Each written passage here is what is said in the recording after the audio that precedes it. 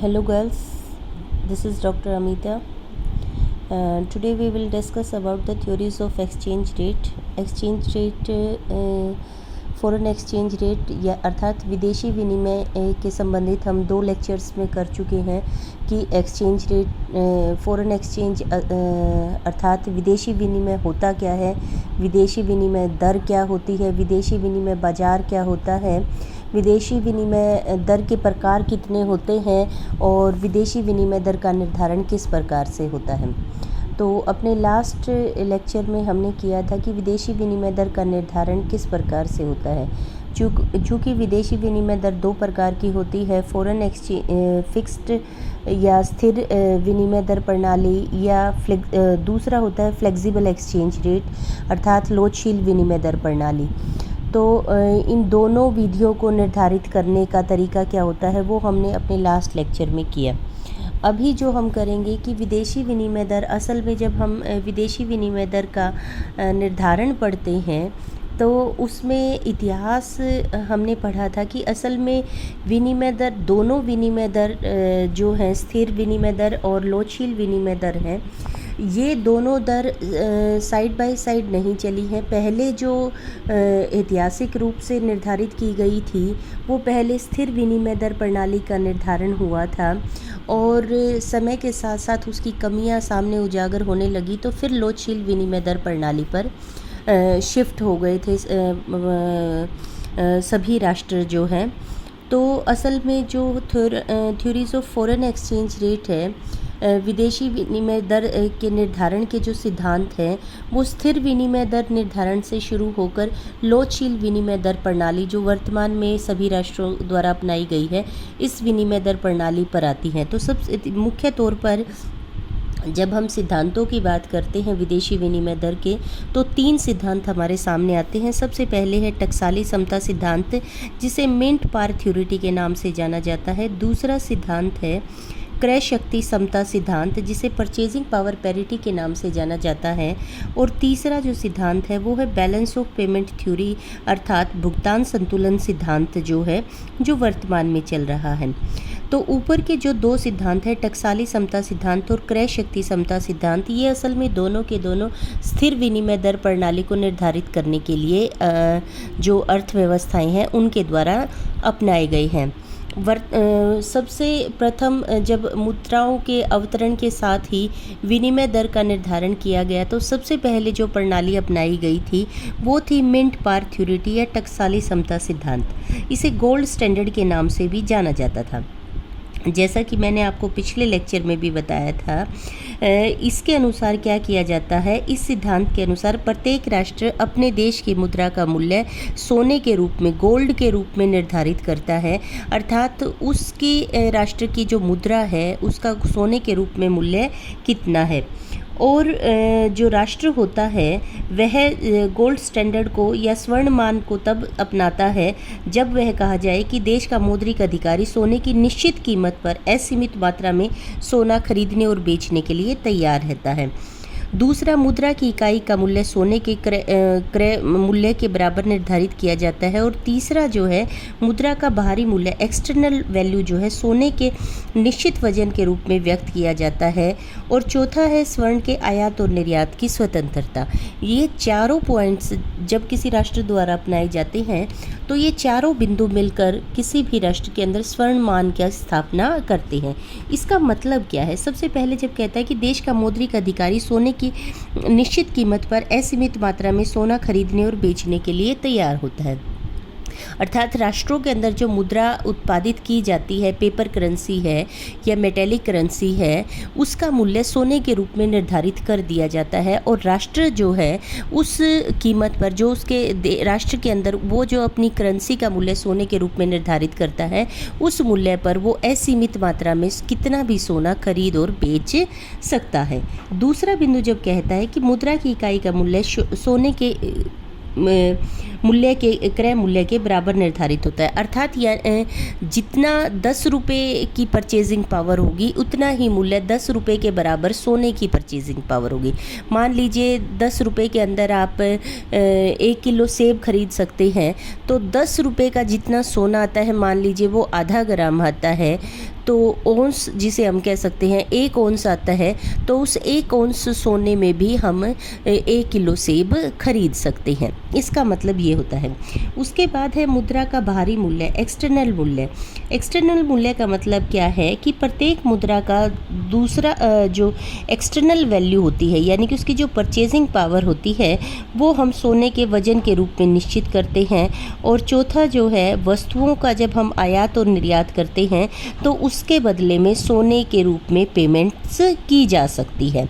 मतलब कि आप चाहे तो डॉलर में पेमेंट कर दें और चाहे सोने रुपए को सोने में बदलकर सोने के रूप में भी पेमेंट कर सकते हैं जब आप अमेरिका से कोई आयात करते हैं। तो इसका अर्थ होता है ये। तो इसमें विनिमय दर का निर्धारण कैसे किया जाता है, जैसा कि मैंने आपको पहले भी बताया था, ये बहुत आसान है। इसके अंतर्गत क्या किया जाता है, प्रत्येक राष्ट्र अपनी मुद्रा का मूल्य सोने के रूप में निर्धारित कर देता है। आपकी बुक में डॉलर और पौंड का दिया गया है। पौंड जो है इंग्लैंड की करेंसी है और डॉलर जो है वो अमेरिका की करेंसी है। तो इसके बुक में आपके दिया गया है कि 1 पौंड में मान लीजिए 5 ग्राम सोना है और 1 डॉलर में 1 ग्राम सोना है, तो 1 पौंड के बराबर सोना खरीदने के लिए आपको 5 डॉलर खर्च करने पड़ेंगे। इसको रुपए के हिसाब से अगर हम बात करते हैं कि अगर हम इसे भारतीय करेंसी के रूप में प्रदर्शित करें, तो मान लीजिए कि 1 रुपये के अंदर आप 2 ग्राम सोना खरीद सकते हैं और 1 डॉलर के अंदर आप 6 ग्राम सोना खरीद सकते हैं। इसका मतलब क्या है, आपको 6 ग्राम सोना खरीदने के लिए भारतीय करेंसी के कितने रुपए खर्च करने पड़ेंगे।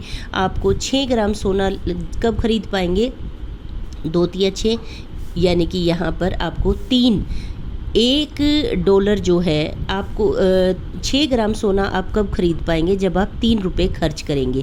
इसका अर्थ है कि 1 डॉलर जो है कितने रुपए के बराबर है, 3 रुपये के बराबर है। और 1 रुपया कितने डॉलर के बराबर है, 1 रुपया 1/3 डॉलर के बराबर है, यानी कि डॉलर के तीसरे हिस्से के बराबर जो है 1 रुपये का मूल्य है। तो ये जो एक्सचेंज रेट है वो कहाँ से निर्धारित किया जाता है, गोल्ड करेंसी के रूप में किया जाता है। तो टकसाली समता अनुपात या मिंट पार जो है वो क्या सिद्धांत कहता है, वो सिद्धांत कहता है कि एक ही धातुमान पर आधारित देशों की प्रमाणिक मुद्राओं के वैधानिक धातु साम्य से प्रकट की जाती है। थोड़ी सी लैंग्वेज आपको लग रही होगी, इसको इंग्लिश में जब पढ़ा जाता है तो ये कहता है कि mint par is an expression of the ratio between the statutory bullion equivalent of the standard monetary units of 2 countries on the same metallic standards. इस बात को समझिए, एक ही धातुमान कौन सा है यहाँ पर, यानी कि प्रत्येक राष्ट्र ने अपना करेंसी किसके रूप में लिंक किया है, गोल्ड के रूप में। रुपए की करेंसी है, डॉलर की करेंसी है, दोनों ने किसके साथ लिंक कर दिया, कौन सी मेटल के ऊपर लिंक कर दिया, दोनों ने लिंक कर दिया है गोल्ड के साथ, गोल्ड मेटल के साथ। तो जो यहाँ पर धातुमान दोनों राष्ट्रों के द्वारा अपनाया गया है वो क्या है, गोल्ड है। और प्रमाणिक मुद्राएं क्या होती हैं, जो ऑफिशियली अडॉप्टेड बुलियंस होते हैं, कॉइन्स करेंसी जिसे हम बोलते हैं। ऑफिशियली बुलियंस क्या है, भारत में जैसे रुपए को माना गया है ऑफिशियल लीगल जो करेंसी है, और अमेरिका के अंदर उसको डॉलर के रूप में माना गया है। तो mint par is an expression of ratio, और दोनों की जो रेशो होगी दोनों राष्ट्रों की, 1 रुपये के अंदर आप कितना गोल्ड खरीद सकते हैं, 2 ग्राम खरीद सकते हैं, और 1 डॉलर के अंदर आप कितना गोल्ड खरीद सकते हैं, यहाँ पर आप खरीद सकते हैं 6 ग्राम गोल्ड। तो दोनों की जो रेशो होगी वो मिंट पार एक्सप्रेशन कहलाएगी, यानी कि 1 रुपया बराबर upon 1 dollar is equal to 1/3 gram हो गई। इसको अगर हम दूसरे तरीके से लिखें तो ये डॉलर की वैल्यू उधर चली जाती है तो 1/3 डॉलर आ जाती है, 1 को उधर मल्टीप्लाई। ये सिंपल मैथमेटिकल एक्सप्रेशन है। इसका मतलब क्या है कि जो एक्सचेंज रेशियो निर्धारित होती है वो क्या होती है, एक ही धातुमान पर आधारित दोनों राष्ट्रों की प्रमाणिक मुद्राओं के वैधानिक धातु साम्य को, दोनों की धातु साम्य, ये धातु इक्वलिटी है जो हमने ये किया है, ये मेटेलिक इक्वलिटी है कि मेटल के रूप में 6 ग्राम गोल्ड भारत के डॉलर के अंदर कितने डॉलर में ख़रीदा जा सकता है? 1, और इंडिया के अंदर वो 3। तो ये दोनों राष्ट्रों की गोल्ड के रूप में जो मिल ने निर्धारित किया है, ये उन दोनों की क्या है, ये धातु वैधानिक धातु साम्य को प्रदर्शित करती है, यानी कि मेटेलिक ये स्टेट बुलियन इक्विवेलेंट्स है दोनों राष्ट्रों के। तो इस प्रकार से ये जो है गोल्ड स्टैंडर्ड्स जो है निर्धारित किया जाता है। यहाँ पर आपकी बुक में जो 4.866 और ये ग्राम सोना दिया गया है सॉरी, ये जो वैल्यूज़ दी गई हैं, यहाँ हमने सिंपल टर्म्स में 2 ग्राम और 6 ग्राम लिया था। इन्होंने एग्जैक्ट वैल्यूज़ ली है। उदाहरण के लिए उस समय प्रथम विश्व युद्ध के पहले ब्रिटेन में 1 पौंड में सोने की इतने ग्रेन मात्रा 113.0016 जो है, इतने ग्रेन गोल्ड, ये ग्राम से भी छोटी यूनिट होती है। आप गोल्ड अगर आप कभी शॉप पे गए हो तो आपको पता होगा कि ग्रेन जो है ग्राम से भी छोटी यूनिट होती है, जिसे हम कह सकते हैं कि 0.001 ग्राम्स कह सकते हैं। ग्राम से भी छोटी यूनिट होती है ग्रेन। तो 1 पौंड के अंदर 113 ग्रेन गोल्ड खरीदा जा सकता था और $1 के अंदर 23.22 ग्रेन सोना खरीदा जा सकता था।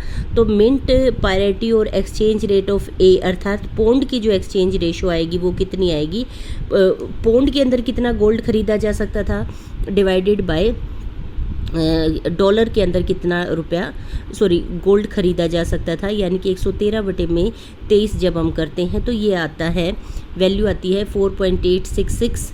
और डॉलर को जब हमने इसी तरीके से डॉलर को इधर ले जाकर जब हमने इसको मल्टीप्लाई किया तो ये कितना हो जाता है, $4.866, यानी कि 1 पौंड कितने के बराबर हो जाता है, $4.866। This is your mint rate of exchange determination है। और ये बहुत ही आसान होता था। इसके अंतर्गत क्या किया जाता था कि मान लीजिए इंग्लैंड और अमेरिका के बीच में व्यापार है, इंग्लैंड के किसी व्यक्ति ने अमेरिका से आयात किया है और उसको पेमेंट करनी है, तो या तो वो पहला क्या करे, बाज़ार में जाए, सीधा सा पौंड को देकर डॉलर खरीदे और डॉलर की वो पेमेंट कर दे, डॉलर के रूप में पेमेंट कर दे। दूसरा क्या तरीका है कि वो पौंड से बाज़ार में जाए, गोल्ड खरीदे और गोल्ड के रूप में पेमेंट कर दे। मतलब कि उसे अगर $2 की पेमेंट करनी है तो वो क्या करेगा, 4.866 1 पौंड इतने डॉलर के बराबर है और उसे $2 की पेमेंट करनी है, तो 23 दूनी 40 ग्रेन सोना करीब उसे एक्सपोर्ट करना है। तो जितने पैसे में भी 40.44 ग्राम ग्रेन सोना आएगा, उतना सोना वो बाज़ार से ख़रीदे और उस सोने के रूप में वो पेमेंट कर दे। ये मेथड क्या कहलाता है, mint parity rate of exchange.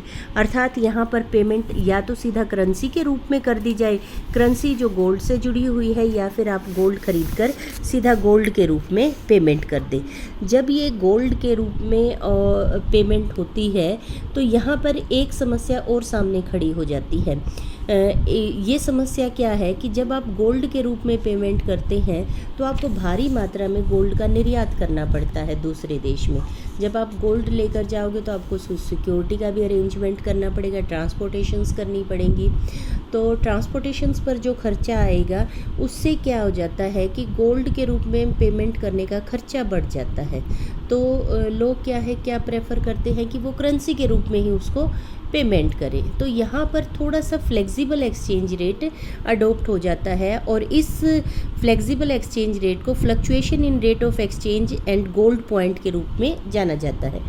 इस को हम किस तरीके से मापते हैं कि $1 जो है, 1 पौंड जो है, पौंड की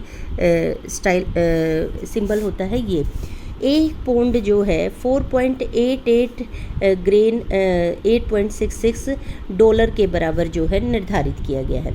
लेकिन अब क्या है कि ये रेट फिक्स नहीं रहता, बल्कि ये क्या हो जाता है, ये कुछ रेंज के बीच में फ्लेक्सिबल होता है।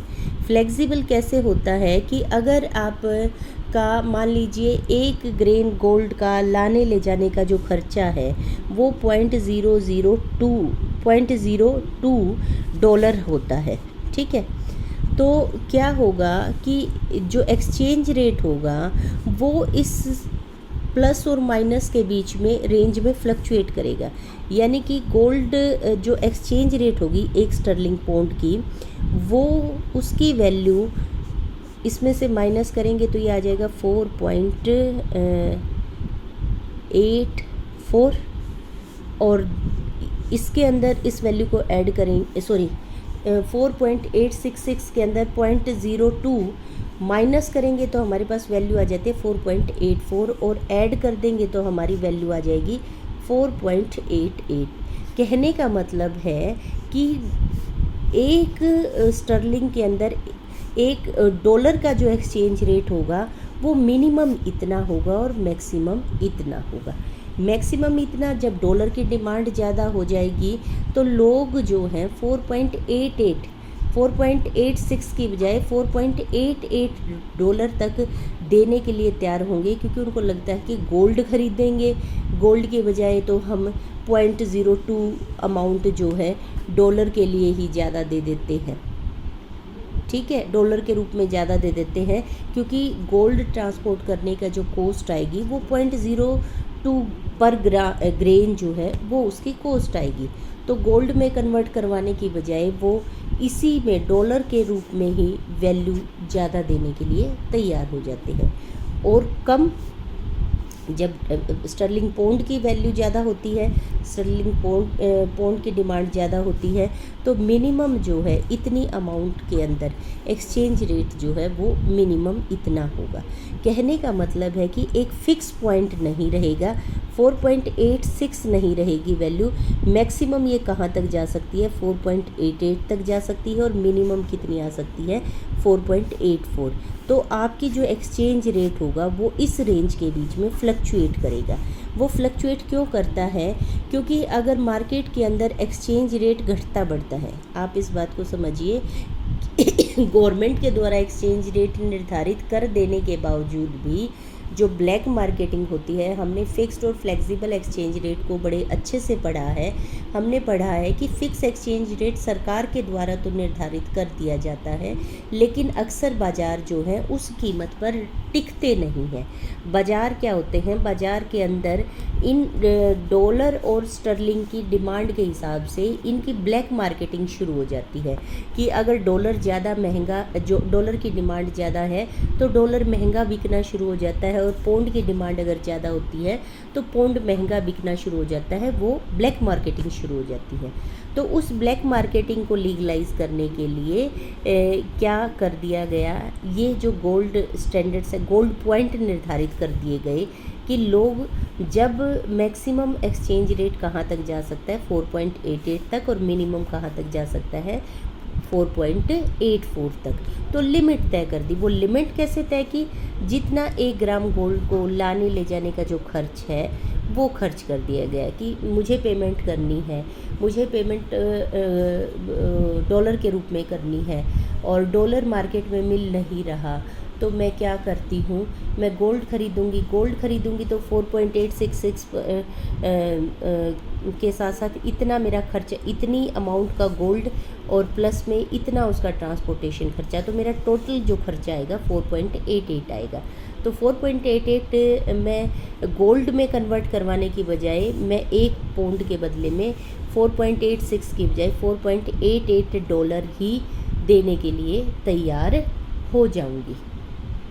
ठीक है, और इसी तरीके से अगर इंपोर्ट करना है तो इंपोर्ट में गोल्ड का इतनी ट्रांसपोर्टेशन कॉस्ट होगी, तो वो कहेगा कि भाई ठीक है, आप मुझे इतना कम पेमेंट कर दीजिए, आप मुझे 4.86 की बजाय $4.84 जो है वो दे दीजिए, क्योंकि गोल्ड को जब मैं मंगवाऊंगा तो मुझे उसकी ट्रांसपोर्टेशन का खर्चा करना पड़ेगा।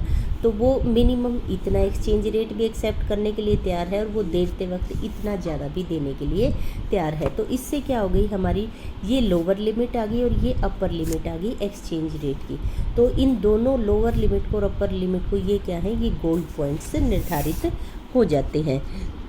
ऊपर वाला स्वर्ण बिंदु 4.886 और लोअर 4.84 जो मैंने अभी आपको यहाँ पर करवाए हैं, किसी देश की मुद्रा की विनिमय दर ऊपर वाले स्वर्ण बिंदु के बराबर होगी अथवा नीचे वाले स्वर्ण बिंदु के बराबर होगी, यह इस बात पर निर्भर करेगा कि उस देश का भुगतान संतुलन प्रतिकूल है या अनुकूल है। मान लीजिए अमेरिका और इंग्लैंड के बीच में भुगतान संतुलन अमेरिका के प्रतिकूल हो जाता है, यानी कि अमेरिका को पेमेंट ज़्यादा करनी है, उसके देश के अंदर डॉलर की डिमांड कम है और पौंड की डिमांड डॉलर की सप्लाई ज़्यादा है और पौंड की डिमांड ज़्यादा है।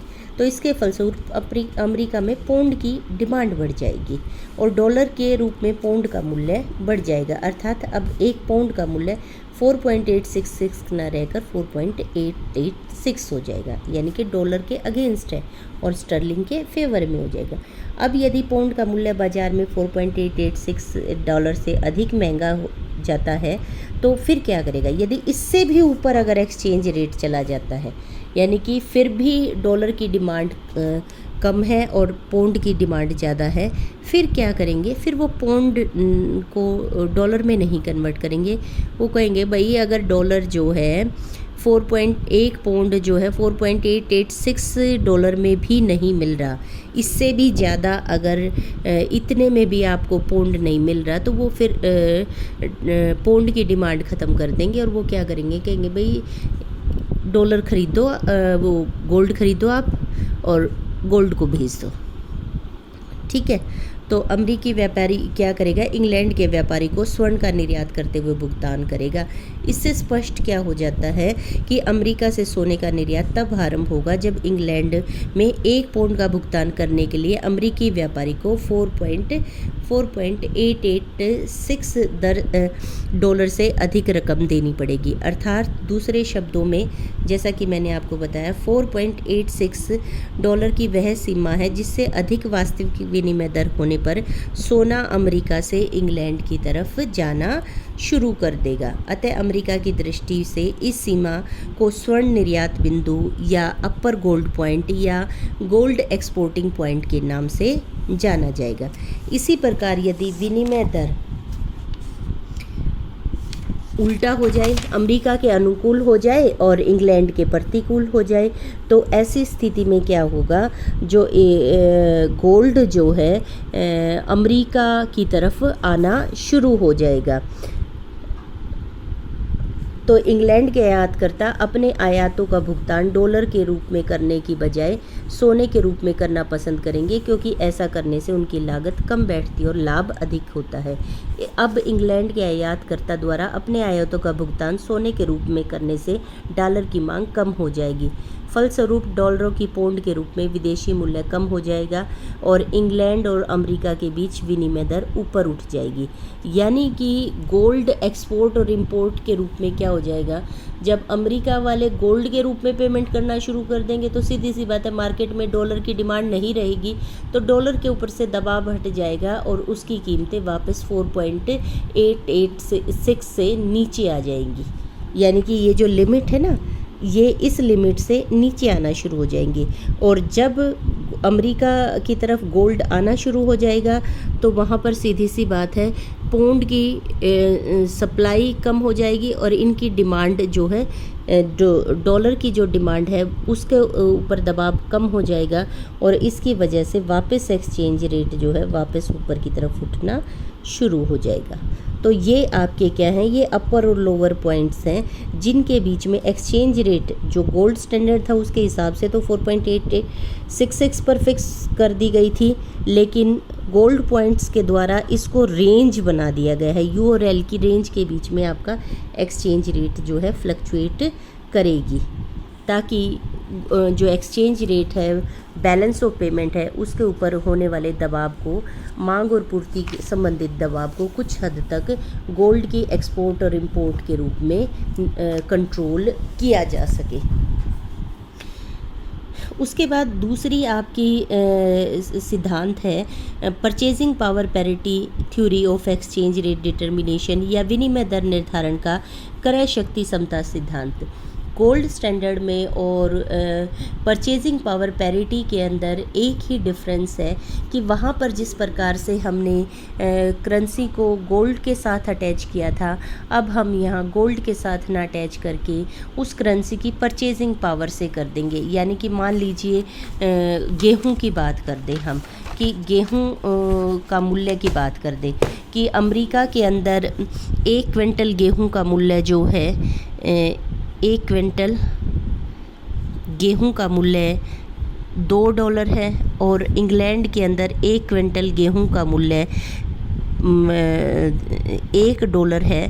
तो सीधी सी बात इसको इंडियन करेंसी में रख लीजिए, भारत के अंदर 1 क्विंटल गेहूं का मूल्य जो है वो 40 रुपये है। तो इसका मतलब क्या है कि $2 बराबर है 20 रुपये के, और $1 बराबर है 40 रुपये के, और $1 बराबर है 20 रुपये के हो जाता है परचेजिंग पावर।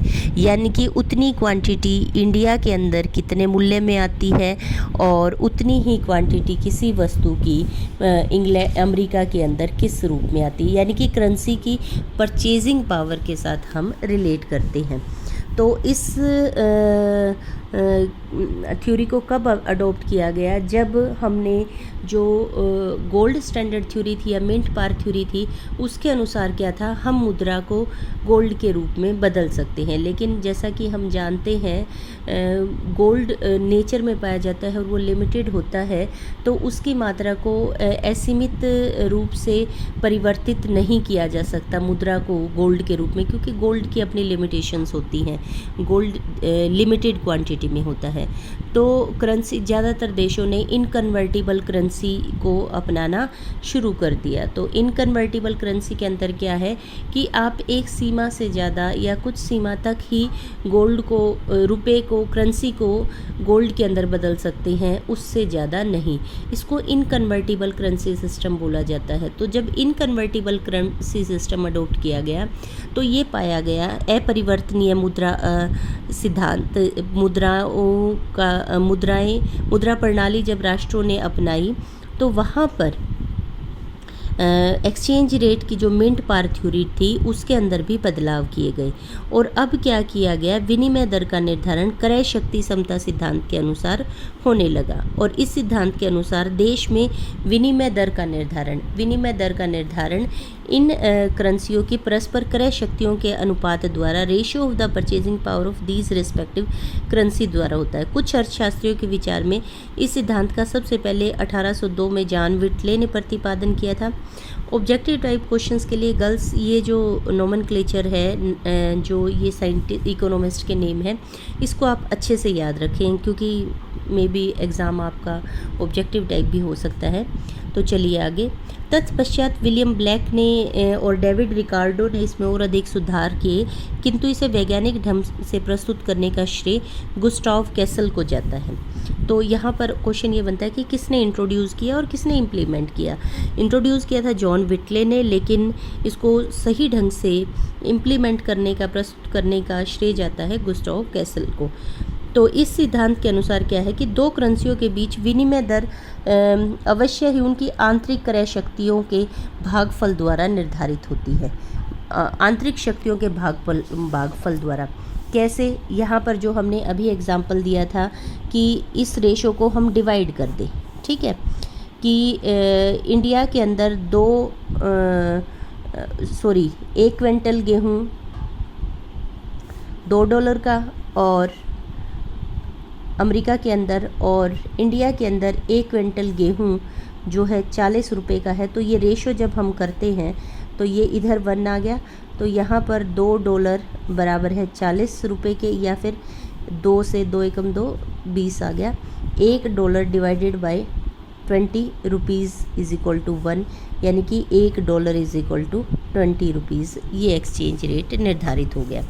तो गुस्ताव कैसल कहते हैं कि दो करेंसियों के बीच में विनिमय दर अवश्य ही उनकी आंतरिक क्रय शक्तियों के भागफल द्वारा निर्धारित होती है। तो ये थ्योरी है, डेफिनेशन है इसकी, और इसकी निरपेक्ष व्याख्या की गई है। ये उसी तरीके की है जैसा कि मैंने अभी आपको करके बताया।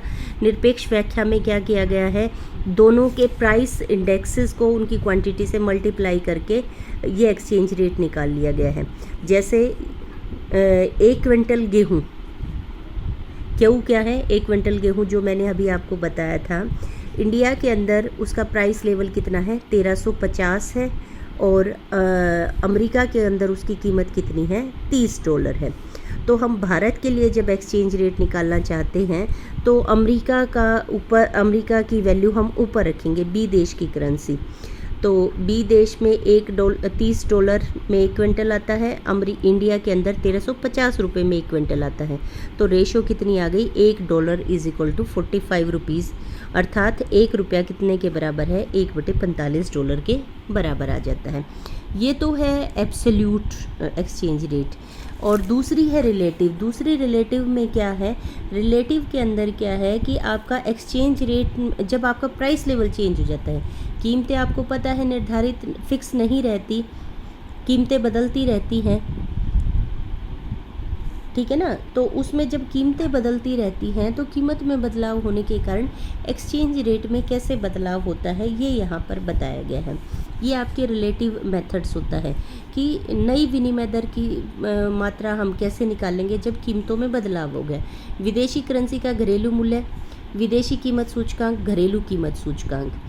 घरेलू कीमत सूचकांक उस वस्तु की कीमतों में कितना परिवर्तन हुआ है। 1 रुपया इतने dollar multiply foreign exchange rate price index in America, price index in India 1/45। इसमें क्या किया गया है, इसमें आपका सीधा प्राइस इंडेक्स ले लिया गया है। प्राइस इंडेक्स जो है वो क्या होता है, आप लोगों ने पहले भी मैंने आपको बताया है। प्राइस इंडेक्स एक एवरेज प्राइस लेवल होता है जो प्रत्येक राष्ट्र के अंदर सामूहिक रूप से कीमत स्तर को बताता है कि मान लीजिए आपकी 10 चीज़ें हैं, 50 चीज़ें हैं, उन 50 वस्तुओं की कीमतों का औसत निकाल लिया जाता है और वो प्राइस इंडेक्स नंबर होता है। बेस ईयर के अंदर 100 होता है हमेशा, और ये हमेशा रिलेटिव होता है। एक बेस ईयर मान लिया जाता है, उसमें कीमतों को 100 मान लिया जाता है, और उस बेस ईयर के हिसाब से कीमतों के अंदर जो परिवर्तन आता है, औसत परिवर्तन आता है, वो नया प्राइस इंडेक्स होता है। तो यहाँ पर मान लीजिए आपका प्राइस इंडेक्स चेंज हो गया है। प्रीवियसली आपका इंडेक्स जो है इंडिया के अंदर 675 था और अमेरिका के अंदर 150 था, तो आपका एक्सचेंज रेट 1/45 था, यानी कि $1 45 रुपये के बराबर था और 1 रुपया 2.2 सेंट के बराबर था। अब मान लीजिए कि इंडिया के अंदर प्राइस इंडेक्स चेंज हो गया है, प्राइस इंडेक्स चेंज हो गया है और ये अब बढ़ गया है, ठीक है, बढ़ गया है। तो यहाँ पर आप क्या करेंगे, नए प्राइस इंडेक्स नंबर के हिसाब से इस एक्सचेंज रेट को निकालेंगे। आपकी नया एक्सचेंज रेट कैसे निकालेंगे, आपका PB divided by PB, PA1, PB1 America का नया प्राइस इंडेक्स है, PB अमेरिका का पुराना वाला प्राइस इंडेक्स है, PA इंडिया का पुराने वाला इंडेक्स नंबर है, PA1 इंडिया का नए वाला इंडेक्स नंबर है, और ये पहले वाला एक्सचेंज रेट है, R एक्सचेंज रेट। तो इन वैल्यूज़ को जब हम रख देंगे तो हमारे पास नया प्राइस इंडेक्स, हमारे पास नया एक्सचेंज रेट आ जाएगा। थोड़ा सा कॉम्प्लिकेटेड है बट नॉट सो डिफ़िकल्ट। ये जो वैल्यू है PB1 डिवाइडेड बाय P, ये क्या बताती है, ये असल में बताती है कि रिलेटिवली अमेरिका का प्राइस इंडेक्स में कितना चेंज हुआ है। पहले 100 था, अब 150 हो गया, तो कितने गुना बढ़ गया, 1.5 टाइम बढ़ गया। और ये रेशो किसको बताती है, ये रेशो बताती है इंडिया का एक्सचेंज रेट कितना चेंज हुआ। 675 हो गया है, पहले कितना था 100, यानी कि 6.75 टाइम वो बढ़ गया है। यानी कि इंडिया के अंदर 6 गुना बढ़ा है प्राइस इंडेक्स और अमेरिका के अंदर 1.5 गुना यानी कि 1.5 टाइम बढ़ा है। तो सीधी सी बात है, एक्सचेंज रेट में जो चेंज आएगा वो तुलनात्मक रूप से और कुछ चेंज आएगा, बदलाव आएगा। ठीक है, तो हम इस फार्मूले के थ्रू उसको निकालते हैं। आपको बस इतना ही समझने की ज़रूरत है, इससे ज़्यादा डीप में जाने की ज़रूरत नहीं है। इस सिद्धांत की आलोचनाएं हैं कि इसके अनुसार कीमत स्तर और प्राइस इंडेक्स को जोड़ दिया गया है, जबकि हर राष्ट्र के अंदर जो कीमतें होती हैं उनको एक्सचेंज रेट से अलग तत्व निर्धारित करते हैं। ज़रूरी नहीं है हर राष्ट्र के अंदर सेम ही वस्तुएं मांगी जाती हों, क्योंकि कल्चर अलग है, टेस्ट अलग है लोगों का। तो ये जो सिस्टम है इसको क्रिटिसाइज़ किया गया है कई आधार पर। ये आधार ही अलग है, क्योंकि प्राइस इंडेक्स के अंदर जब कैलकुलेट किया जाता है तो उसके अंदर जो बेसिक कमोडिटी ऐड की जाती हैं वो वहाँ की लोगों की ज़रूरत के आधार पर किया जाता है। जब हम प्राइस इंडेक्स नंबर निकालते हैं तो प्राइस इंडेक्स के अंदर जिन वस्तुओं को हम शामिल करते हैं उन वस्तुओं को शामिल किया जाता है जो वहाँ के लोगों द्वारा रोज़मर्रा में प्रयोग की जाती हैं। अब ज़रूरी नहीं है अमेरिका के और भारत के लोगों की जो रोज़मर्रा की ज़रूरत की चीज़ें हैं वो सेम हो, तो इसलिए प्राइस इंडेक्स नंबर के अंदर जो वस्तुएं शामिल होती हैं वो कंपोजिशन अलग अलग होता है। तो ये प्राइस इंडेक्स को कंपेयर करना ही गलत है, क्योंकि दोनों का प्राइस का वो कमोडिटी कंपोजिशन अलग अलग होता है। उसके बाद ये इलॉजिकल है। इलॉजिकल का मतलब है कि ज़रूरत जो जिन वस्तुओं का आयात निर्यात किया जाता है और जो वस्तुएं घरेलू सीमा के भीतर प्रयोग की जाती हैं, दोनों ही वस्तुएं अलग अलग तरीके की होती हैं। तो उनको इस आधार पर जोड़ देना, प्राइस इंडेक्स के माध्यम से फॉरेन एक्सचेंज के साथ उसको जोड़ देना, वो पूर्ण तरीके से तर्कहीन है। पारस्परिक मांग लोच की अवहेलना। जब हम एक्सचेंज रेट करते हैं तो असल में क्या होता है, एक्सचेंज रेट के ऊपर वस्तुओं की मांग की लोच बड़ा प्रभाव डालती है। जिस देश के अंदर जिस वस्तु की मांग की कीमत ज़्यादा लोचदार होती हैं, व्यापार की शर्तें उनके पक्ष में होती हैं और वो एक्सचेंज रेट को अपने पक्ष में फटाफट कर लेते हैं। तो यहाँ पर एक्सचेंज जो डिमांड है, हम आगे जब थ्योरी करेंगे टर्म्स ऑफ ट्रेड को तो वहाँ पर डिटेल में करेंगे कि किस प्रकार प्राइस इलास्टिसिटी ऑफ डिमांड किसी भी एक्सपोर्ट या इंपोर्ट की गई कमोडिटी के माध्यम से फॉरेन एक्सचेंज को प्रभावित करती है। उसके बाद है पूंजी के आवागमन के प्रभाव की अवहेलना।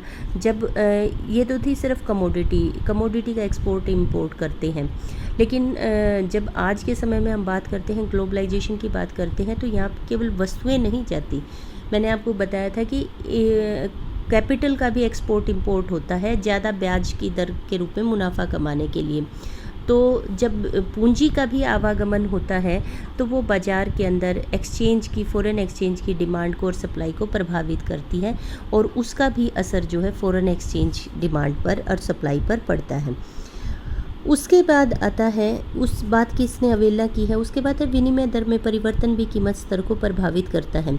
फॉरेन एक्सचेंज के अंदर जो वस्तुएं, मान लीजिए मोबाइल फ़ोन की बात करते हैं, एक्सचेंज रेट अगर महंगा हो गया है तो घरेलू बाज़ार के अंदर सैमसंग का या जो मोबाइल फ़ोन बाहर से मंगवाया जा रहा है उसकी कीमतें भी बढ़ जाएंगी, और उसकी कीमतें बढ़ जाएंगी तो भारत का कीमत स्तर भी तो बढ़ जाएगा। गेहूं अगर विदेश से मंगवा रहे हैं और एक्सचेंज रेट बढ़ गया है तो गेहूं महंगा हो जाएगा, और वो रोज़मर्रा की ज़रूरत की चीज़ें हैं, उसकी वजह से प्राइस इंडेक्स इंडिया का और ज़्यादा बढ़ जाएगा। तो ये साइक्लिकल प्रोसेस हो जाता है और ये कॉम्प्लिकेटेड भी हो जाता है। तो फॉरेन एक्सचेंज प्राइस लेवल को प्रभावित कर रहा है, और दूसरी तरफ से फॉरेन एक्सचेंज प्राइस लेवल तो फॉरेन एक्सचेंज को डिटरमाइन कर रहा है, और दूसरी तरफ से फॉरेन एक्सचेंज प्राइस लेवल को अफेक्ट कर रहा है। तो ये अतार्किक है पूरे तरीके से। उसके बाद व्यापार चक्रों के प्रभावों की अवहेलना। Ignore the effect of trade cycles के द्वारा बाज़ारों के अंदर मंदी और तेज़ी का दौर आता है, और जिसकी वजह से वस्तुओं की मांग परिवर्तित होती है, पूर्ति परिवर्तित होती है, और उससे वहाँ की कीमत स्तर पर प्रभाव पड़ता है। तो उस कीमत स्तर का price index foreign exchange rate पर किस प्रकार से प्रभाव पड़ेगा, इस बारे में कोई बात नहीं की गई है। तो ये सिद्धांत इनकम्प्लीट पड़ता है।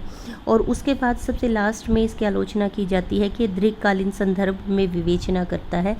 अल्पकाल के अंदर जो डेली रोज़मर्रा की कीमतों के अंदर जो परिवर्तन आता है, उस परिवर्तन के बारे में यह सिद्धांत कोई बात नहीं करता। उसके बाद लास्ट जो थ्योरी है वो आपकी बैलेंस ऑफ पेमेंट थ्योरी या मॉडर्न थ्योरी है।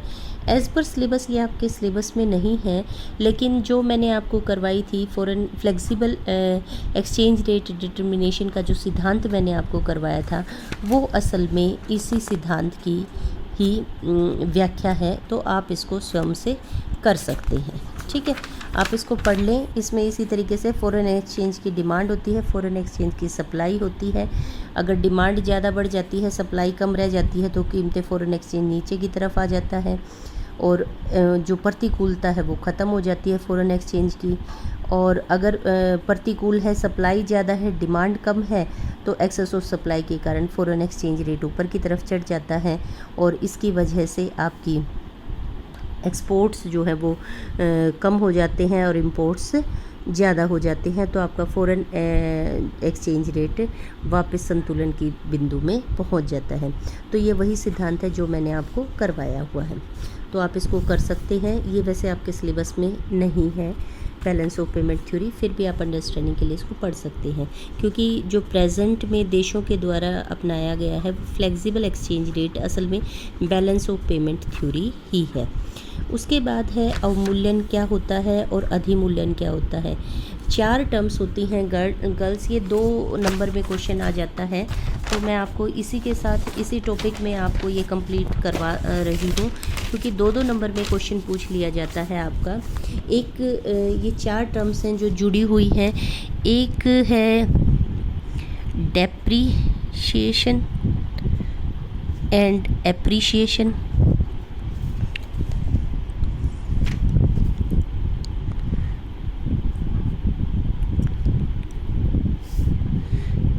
फ़ॉरेन एक्सचेंज मूल्य में कमी और वृद्धि, ठीक है, फ़ॉरेन एक्सचेंज में वृद्धि, ठीक है। एक तो ये टर्म्स है और दूसरी जो टर्म्स हैं डीवैल्यूएशन और ईवैल्यूएशन, इसको अवमूल्यन हिंदी में कहा जाता है और इसको अधिमूल्यन।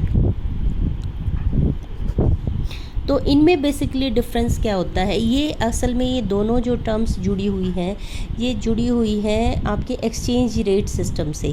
अगर आपकी देश के अंदर, राष्ट्र के अंदर फिक्स एक्सचेंज रेट प्रणाली है और वहाँ पर अथॉरिटी के द्वारा एक्सचेंज रेट को निर्धारित किया जाता है, और जब अथॉरिटी उस एक्सचेंज रेट को, मान लीजिए इंडिया की अगर हम बात करें कि $1 जो है 20 रुपये के बराबर निर्धारित किया गया है, और इंडियन गवर्नमेंट क्या करती है, इंडियन करेंसी का अवमूल्यन कर देती है। अवमूल्यन का मतलब क्या है, डॉलर के रूप में इसका मूल्य घटा देती है, यानी कि अब $1 के बदले में आप 25 रुपये तक दे सकते हैं।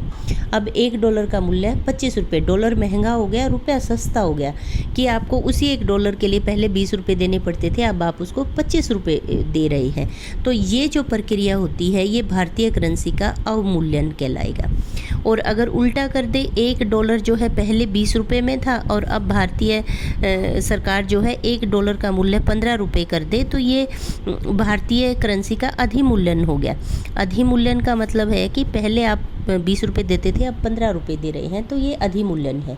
जब फिक्स एक्सचेंज रेट प्रणाली होती है और जिसके अंदर अथॉरिटी के द्वारा मूल्यों में परिवर्तन, विदेशी एक्सचेंज रेट में विदेशी विनिमय के अंदर घरेलू करेंसी का मूल्य बढ़ाया जाता है, तो इसे अधिमूल्यन कहते हैं, और विदेशी करेंसी का मूल्य घटाया जाता है तो इसे अवमूल्यन कहते हैं। एप्रीशिएशन और डेप्रीशिएशन होता तो यही है कि आपका एक्सचेंज रेट घट गया या एक्सचेंज रेट बढ़ गया। भारतीय करेंसी के रूप में जब भारतीय करेंसी का मूल्य गिर गया तो वो डेप्रीशिएट हो गई, अगर उसका मूल्य विदेशी मुद्रा के रूप में बढ़ गया तो वो एप्रीशिएशन हो गई। लेकिन ये कब होता है, ये फ्लेक्सिबल एक्सचेंज रेट में होता है कि अपने आप जो बाज़ार की ताकतों के द्वारा करेंसी एप्रीशिएट होती है या डेप्रीशिएट होती है। भारतीय करेंसी की सप्लाई ज़्यादा हो गई मार्केट में, डॉलर की डिमांड हम ज़्यादा करने लगे। डॉलर की डिमांड क्या है कि हम अमेरिका से सामान ज़्यादा मंगवा रहे हैं, इंपोर्ट ज़्यादा कर रही है। हमारे इंपोर्ट्स जब भी बढ़ जाते हैं तो हमारी घरेलू करेंसी की वैल्यू जो है वो डेप्रीशिएट हो जाती है और वो ऑटोमेटिक होती है। ये फ्लेक्सिबल एक्सचेंज रेट सिस्टम के अंतर्गत होता है, और डेप्रीशिएशन और एप्रीशिएशन। और जब हमारे एक्सपोर्ट्स ज़्यादा बढ़ जाते हैं तो हमारी जो करेंसी होती है वो विदेशी करेंसी की तुलना में उसका मूल्य क्या हो जाता है, बढ़ जाता है। अगर ये $1 जो है 20 रुपये के बराबर रहता है मार्केट में, और फिर ये क्या कहते हैं घटकर ये $25 के बराबर, $25 के बराबर हो जाता है, क्योंकि मार्केट में रुपए की डिमांड नहीं है, डॉलर की डिमांड ज़्यादा है, रुपए की सप्लाई ज़्यादा है, तो ये ऑटोमेटिकली डेप्रीशिएट होगी करेंसी। और अगर ये 15 रुपये के बराबर हो जाए तो ये हमारी करेंसी एप्रीशिएट होगी, क्योंकि हमारे एक्सपोर्ट्स ज़्यादा हो गए। तो ये गर्ल्स आपका ये टॉपिक कंप्लीट हुआ, ये चैप्टर भी कंप्लीट हुआ। इसके बाद इस चैप्टर में से आपको जो क्वेश्चंस आएंगे वो क्वेश्चंस मैं आपको बता देती हूँ। सबसे पहले तो है आपका explain the purchasing power parity theory आपकी पूछ ली जाती है। दूसरा आपको वो क्वेश्चंस मैंने आपको बताया था एक्सचेंज रेट, इसमें से 3-4 क्वेश्चन हैं, क्योंकि ये दोनों यूनिट्स के अंदर ये क्वेश्चन आता है। What do you mean by the rate of exchange, how rate of exchange is determine, ये फिक्स्ड और फ्लेक्सिबल दोनों का है। उसके बाद थ्योरीज आपसे पूछी जा सकती हैं। क्रय शक्ति समता सिद्धांत की व्याख्या कीजिए, या मिंट पार पैरिटी थ्योरी, दोनों में से फॉरेन एक्सचेंज भी पूछा, ये मिंट पार पैरिटी थ्योरी भी पूछी जा सकती, परचेजिंग पावर थ्योरी भी पूछी जा सकती है। तो ये 2 थ्योरीज ये है। तीसरा क्वेश्चन, 2 क्वेश्चंस तो आपके ये हो गए। तीसरा question what do you mean by the exchange rate, ये क्वेश्चन अलग है, ये क्वेश्चन अलग है, ठीक है। 2 ये क्वेश्चन हो गए, तीसरा ये है। उसके बाद चौथा क्वेश्चन जो बहुत इम्पोर्टेंट आपका बनता है ये है explain the factors that are responsible for fluctuation in exchange rate, are they limit to the such fluctuation. जो क्वेश्चन मैंने आपको बताया था, आयात कीमतों में परिवर्तन, निर्यात कीमतों में परिवर्तन, ब्याज की दरों में परिवर्तन, 6 पॉइंट थे, वो वाला क्वेश्चन, वो इसका आंसर बनेगा टू द पॉइंट, तो वो आपको इसका करना है। उसके बाद अगला जो क्वेश्चन बनता है वो अगली यूनिट के हिसाब से बनता है, और वो क्वेश्चन जो आपके बनते हैं, लोचशील विनिमय दर प्रणाली के पक्ष और विपक्ष में तर्क दीजिए। और दूसरा क्वेश्चन बनता है स्थिर विनिमय दर प्रणाली के पक्ष और विपक्ष में तर्क दीजिए। वो यहाँ पर नहीं लिखा हुआ है, वो क्वेश्चन इसी के साथ आप लिख लीजिए। स्थिर विनिमय दर प्रणाली